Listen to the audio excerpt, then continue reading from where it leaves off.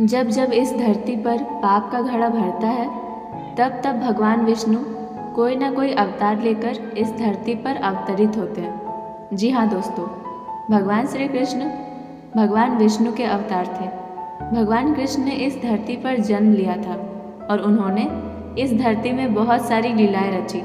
भगवान श्री कृष्ण का जन्म द्वापर युग में हुआ था। उन्हें इस युग के सर्वश्रेष्ठ पुरुष के रूप में माना जाता है। भगवान कृष्ण वासुदेव और देवकी की 8वीं संतान थे। देवकी राजा कंस की एक लौती बहन थी।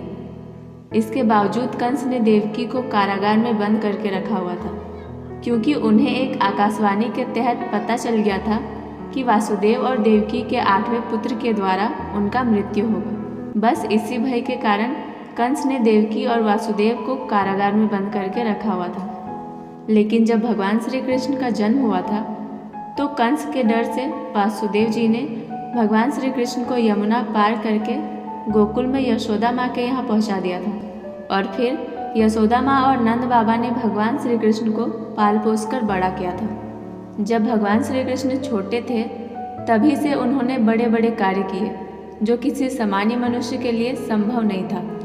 उन्होंने अपने बाल अवस्था में बहुत सारे असुरों का वध किया था, जैसे कि पूतना राक्षसी, तारकासुर, ऐसे अनेकों राक्षसों का वध किए थे।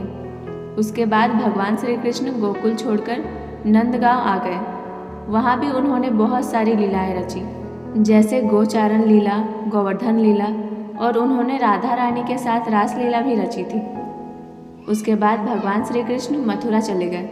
वहाँ उन्होंने अत्याचारी कंस का वध किया और फिर उन्होंने अरब सागर में गोमती नदी के किनारे अपनी एक दिव्य नगरी बसाई थी।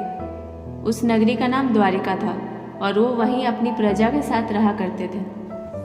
फिर उन्होंने महाभारत के युद्ध में पांडवों की मदद की और संकटों से उनकी रक्षा की। और महाभारत के युद्ध में उन्होंने अर्जुन के सारथी की भूमिका भी निभाई थी। और रण क्षेत्र में ही उन्होंने अर्जुन को गीता जैसा महत्वपूर्ण ज्ञान दिया था और उसका उपदेश भी समझाए थे।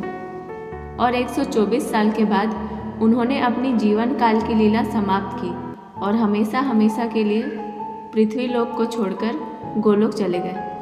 तो दोस्तों, भगवान श्री कृष्ण धरती पर अवतरित हुए थे राक्षसों का वध करने के लिए और हमारी रक्षा करने के लिए।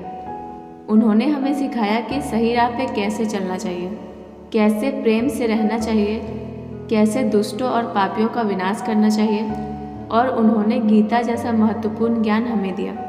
भगवान श्री कृष्ण भले ही हमें छोड़ के गोलोक धाम चले गए, लेकिन अब भी वो सैकड़ों लोगों के दिलों में बसते हैं। दोस्तों, आपने एक बात नोटिस की? भगवान श्री कृष्ण के जन्म से लेकर मृत्यु तक उनसे सब कुछ छूटता गया।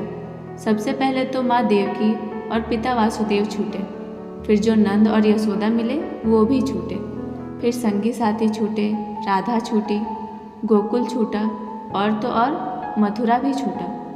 भगवान श्री कृष्ण का कुछ न कुछ तो छूटता ही रहा। बस एक चीज़ थी जो कभी नहीं छूटी थी, और वो थी भगवान श्री कृष्ण की मुस्कान। वो हमेशा मुस्कुराते ही रहते थे, हर एक परिस्थिति में, चाहे वो सुख हो या दुख। तो दोस्तों, आप सभी भी भगवान श्री कृष्ण जैसा ही मुस्कुराते रहिए और अपना ख्याल रखिए और हमेशा खुश रहिए। राधे राधे।